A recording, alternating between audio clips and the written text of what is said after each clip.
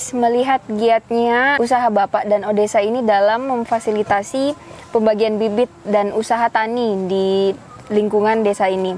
Menurut Pak Faiz, apakah kalau kita mengambil usaha tani itu pasti menguntungkan, Pak? Kalau menguntungkan, kenapa jarang orang yang berusaha tani? Ya, ini pertanyaan menarik. Maksudnya untung itu mungkin laba finansial. Ya, sebenarnya. Kalau usaha tani itu di manajemen, diatur, atau bahkan dimulai dengan langkah-langkah yang ekonomis, sebenarnya banyak sekali keuntungannya. Setiap usaha sebenarnya itu apakah mau menguntungkan atau tidak, ya sebenarnya tidak cukup dilihat dari hitungan kertas. Kalau di hitungan kertas selalu usaha apapun itu ada ini untungnya sekian, ruginya sekian kemungkinan. Tapi di level praktis kan memang di usaha tani ini tidak ada banyak yang bisa membuktikan bahwa ini secara ekonomis sangat menguntungkan. Nah, karena apa? Faktanya yang berada di lapangan ini ternyata tidak untung, bahkan banyak yang rugi. Bahkan tani itu hanya sebagai sambil lalu untuk tambahan saja musiman.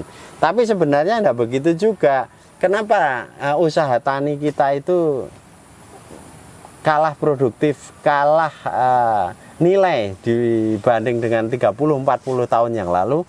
Karena memang pertanian kita itu tidak terhubung pada kepentingan pasar yang sangat membutuhkan. Misal nih, kalau nanam itu petani itu tidak mikir ini pasarnya mau kemana ya, yang bisa ditanami yang ini tiba-tiba singkong saja yang ditanami. Padahal singkong itu punya pasar marketnya, tapi jangan yang selama ini dijalani saja. Mestinya dia menciptakan pasar baru dengan harga baru atau pengolahan yang baru. Nah, itu usaha tani yang tidak jual mentah itu bisa menguntungkan. Nah, jangan juga hanya menanam komoditi singkong, karena singkong itu panen 9 bulan, lama sekali. Sebenarnya harus kombinasi, ada yang cepat. Misal sayur, di situ ada singkongnya, oke, sebagian lahannya digunakan singkong, sebagian juga nanam ini cabai, ya, termasuk sayur ya. Ada juga buah-buahan, buah 1 tahun 1 kali. Nah, integrasi atau polikultur tanaman itu juga bisa menguntungkan nantinya. Nah, jadi sekarang kalau pertanyaannya apakah tani akan menguntungkan atau tidak, sebenarnya sama aja pertanyaannya.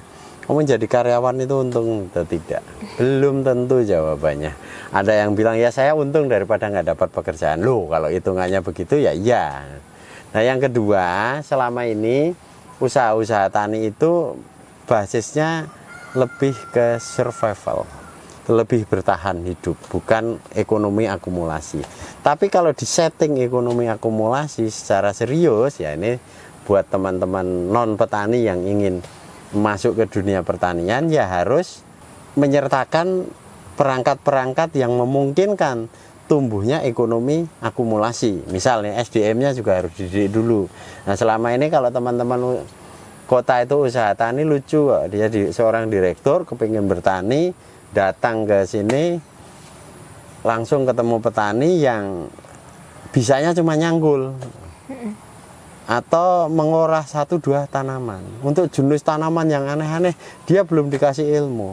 Nah, itu kan petani bisa nancepin pohon, tapi sebenarnya dalam perawatan, dalam efisiensi waktu, mengelola tenaga kerja, mengorganisir masalah-masalah yang ada di masyarakat di sekitar situ, itu belum dia miliki. Nah, itu jadinya banyak yang mengalami kegagalan. Tapi kalau kita tekuni sejak awal dari disiapkan skala ekonominya, disiapkan model bisnisnya, itu tidak ada yang akan jatuh ke dalam kerugian terus menerus gitu.